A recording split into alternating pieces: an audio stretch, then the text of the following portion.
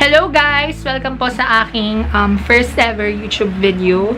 I've always wanted to do a YouTube channel for a while now. Kaya lang, my time cannot afford it. And, ayun.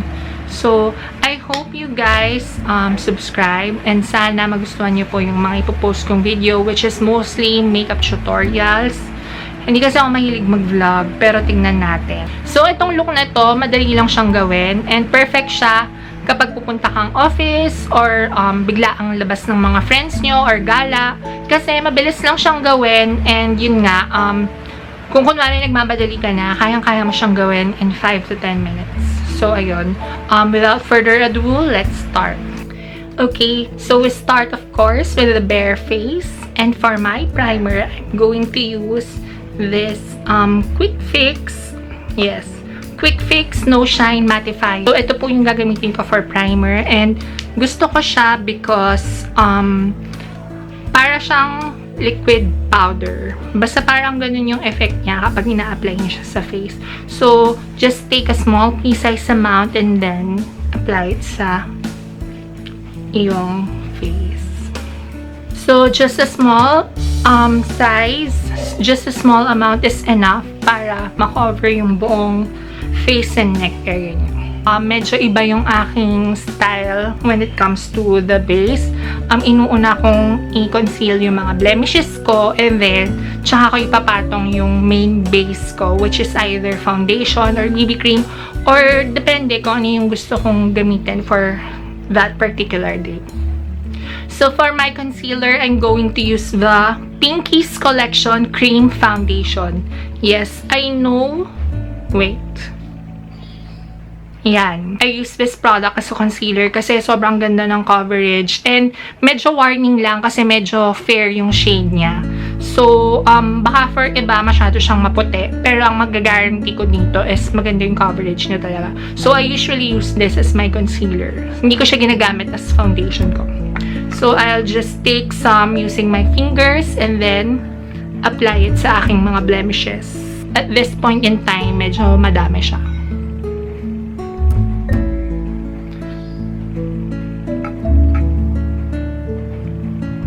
Oh my God, my golly.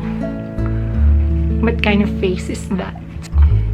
Don't forget the under eye area. Daming kailangan i-conceal mga besh. Okay, and then I just blend the cream foundation using my finger.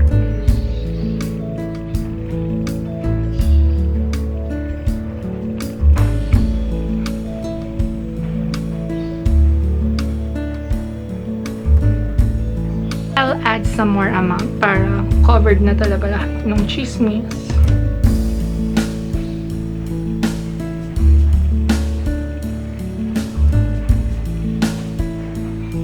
Next step is yung ginagamit ko for overall base. So, usually kapag natural makeup look or everyday makeup look lang, ayoko talaga nang nagfa-foundation kasi nga, feeling ko super heavy. So, usually, ang ginagamit ko for everyday base ay my favorite, super favorite. So, super favorite ko talaga yung Pond's BB Cream kasi ang lakas niyang maka-dewy effect. Yung parang Korean dewy effect. And I know it could be again lighter for some skin types, pero for me it works kasi sobrang lightweight niya. So I'm just gonna apply my Pond's BB cream with a MacLeod foundation brush and just apply it all over my face.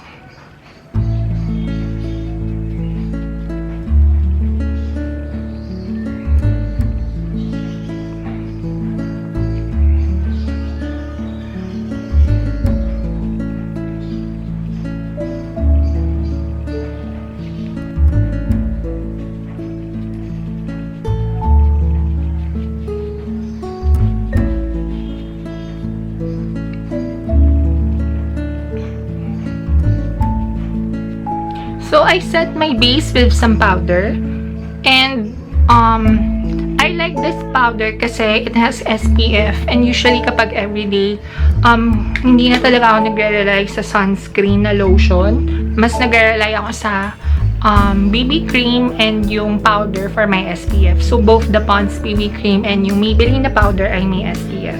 And yeah, I think you can see it naman kasi medyo white yung cast ng makeup sa camera. And usually, yun yung proof na merong SPF yung products.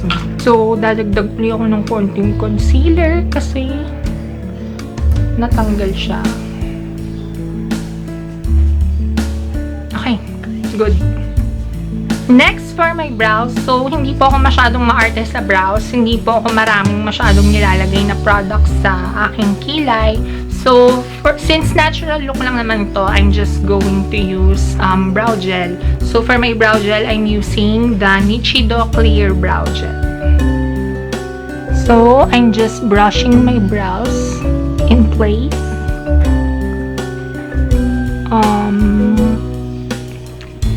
Naglalagay din ako ng brow product minsan pag trip ko.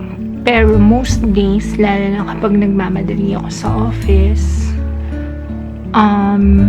brow gel lang, sapat na.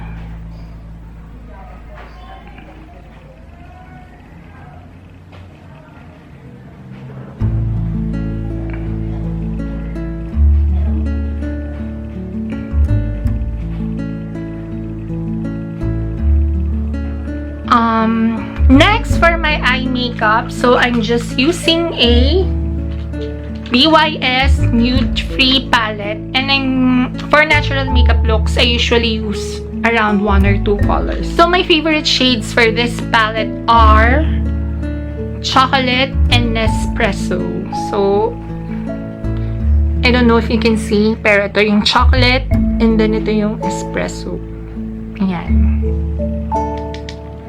So, I'm just gonna use espresso for my crease area.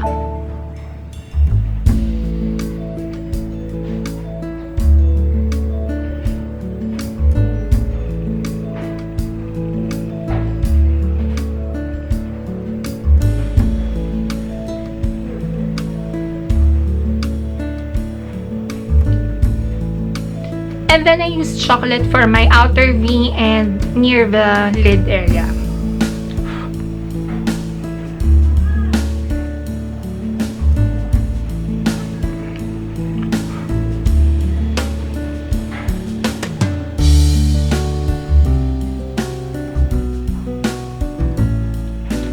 Next step, I just curl my lashes and then apply generous coats of mascara.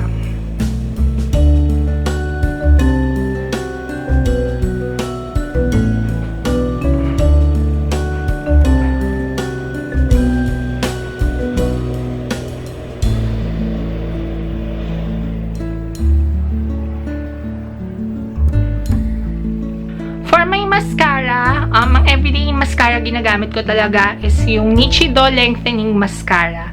And the reason why I use this mascara is because hindi siya waterproof. Sobrang pag everyday makeup, ayoko po talaga ng nagwo-waterproof mascara.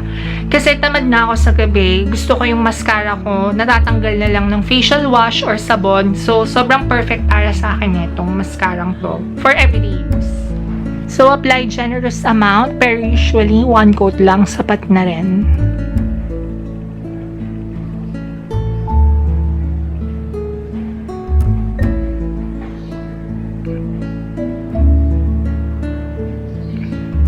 Ay, shucks.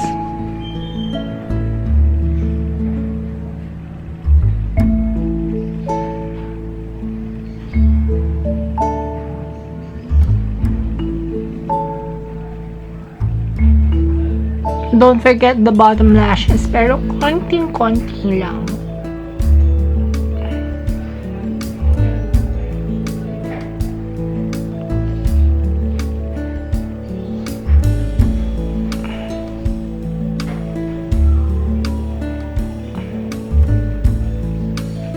Pwede na. Ayan, so malapit na po tayong matapos. For everyday makeup, actually, kahit anong makeup, hindi po talaga ako mahilig mag-contour.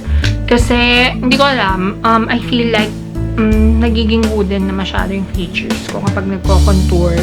Last 2 steps are for my cheeks and for my lips. And for that, I'm going to use one of my favorites, the KJM Lip and Cheek Tint in Girl Talk. Ako personally, gusto ko yung shade na Girl Talk because it leans more on the cooler side. I know marami sa atin gusto yung mga tints na reddish or peach, pero ako mas gusto ko talaga yung nasa pinkish side. So, I think ito yung perfect shade for me.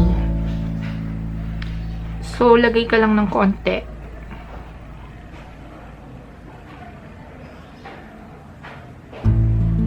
And then, blend with your finger.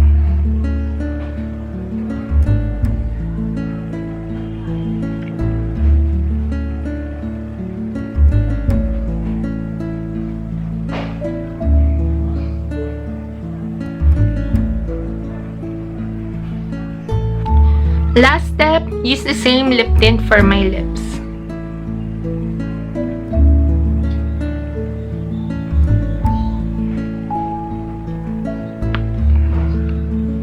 And then I'm done.